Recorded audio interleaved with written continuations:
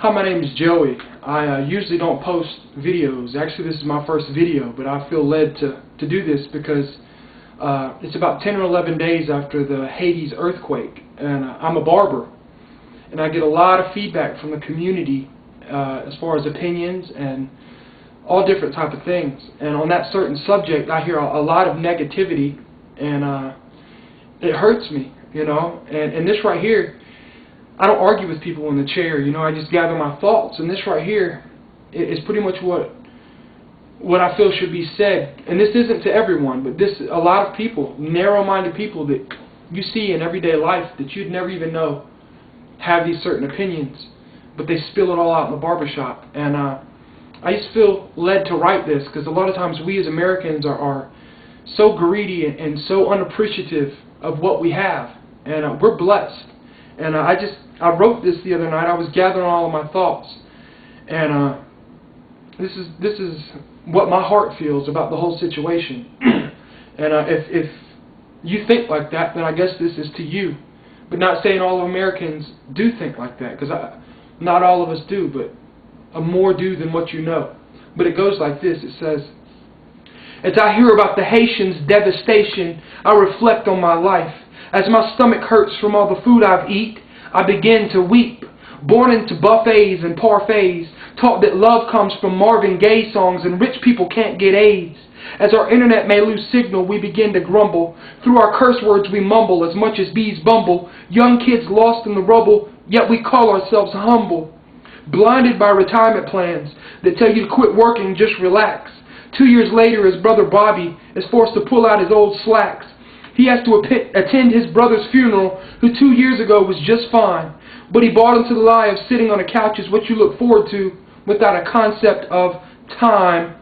I'm honored to be an American, but somewhere a lot of us have been to deceive. We're planted by false rivers, and materials and objects are the fruits of our trees. An all about me attitude, not realizing all of it stems from fear. A good time these days consists of steak dinners, cheap wine, huge egos, small hearts, cigarettes, and beer. A 9 to 5, which is okay, but robots we've become. A six-pack after work. I just make this fear go numb. I'm just relaxing. Besides, I'm not hurting anyone. Maybe not in your eyes, but you forgot to tuck in your son. Are you saying just because I have a couple of beers, I don't love my kids? No. I'm saying you could show them even more love if you didn't choose to drink to live. Tucked away pains, covered with callous hands and 10-acre lots. Huge house, beautiful wife. Man, I've been given all God's got. I know, sir, I say, with the utmost respect. But without the love of God, we're empty tombs going fishing without the nets, living with regrets at the speed of Corvettes, led to believe that Christianity is just hypocrites and quartets. I understand your pain, brother. That how could I justify my life by living from a book on a shelf? How do I know? Because I've actually been there myself. You know, besides that sounds good, but they just don't know what I've been through. My truck payment's late, but we had a great vacation in Baton Rouge.